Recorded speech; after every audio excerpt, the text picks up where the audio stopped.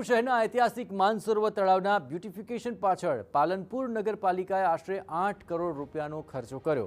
દાવો હતો કે શહેરનું ગંદુ પાણી તળાવમાં જતું બંધ થશે અને માનસરોવરને પર્યટન સ્થળ તરીકે વિકસાવાશે, પરંતુ વાસ્તવિક સ્થિતિ કંઈક જુદી જ છે।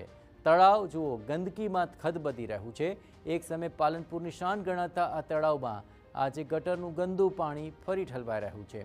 બ્યુટિફિકેશનના નામે તળાવની આસપાસ ઘાસ, ભીંત ચિત્રો અને ફરવા માટે રસ્તો બનાવવામાં આવ્યો હતો, પરંતુ શહેરનું આ ગંદુ પાણી અટકાવવા માટે કરવામાં આવેલી કામગીરી અસરકારક સાબિત નથી રહી।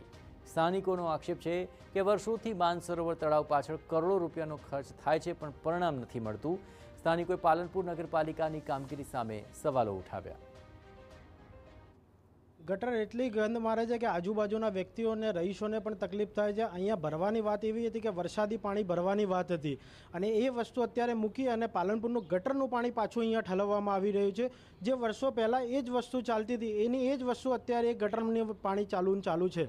તો બીજું કશું જ કહેવું નથી। નગરપાલિકાને એક જ વસ્તુ કહેવા માગે છે, જે વાત કરવાની હતી કે ભાઈ તમે જે પાણી નાખવાના હતા, વરસાદી પાણીનું કરવાના હતા, એની જગ્યાએ ગટરનું પાણી બંધ કરી અને વરસાદી પાણીનો ભરાવો ચાલુ રાખો।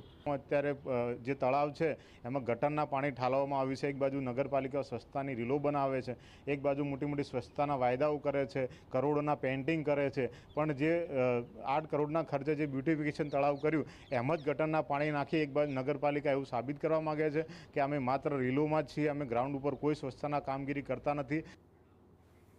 બીજી તરફ નગરપાલિકાના ચીફ ઓફિસરનો દાવો છે કે ભૂતકાળમાં જે સતત ગટરના પાણી આવતા હતા તે હવે નથી આવી રહ્યા, પરંતુ ગટર લાઇનમાં બ્લોકેજને કારણે કેટલાક સ્થળે પાણી આવે છે, જેનો કાયમી નિકાલ માટે તૈયારી કરાઈ રહી છે।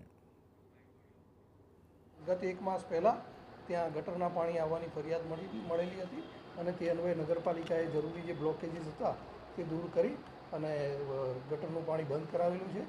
આગામી સમયમાં ડ્રેનેજ લાઇન ડાયવર્ટ કરવાનું પણ નગરપાલિકાએ આયોજન કરેલું છે, પણ વરસાદની સિઝન બંધ થતાં જ નગરપાલિકા તે મુજબ લાઇનો ડાયવર્ટ કરી અને ભવિષ્યમાં ક્યારે પણ માનસરોવરમાં ડ્રેનેજનું પાણી ના આવે તે મુજબનું આયોજન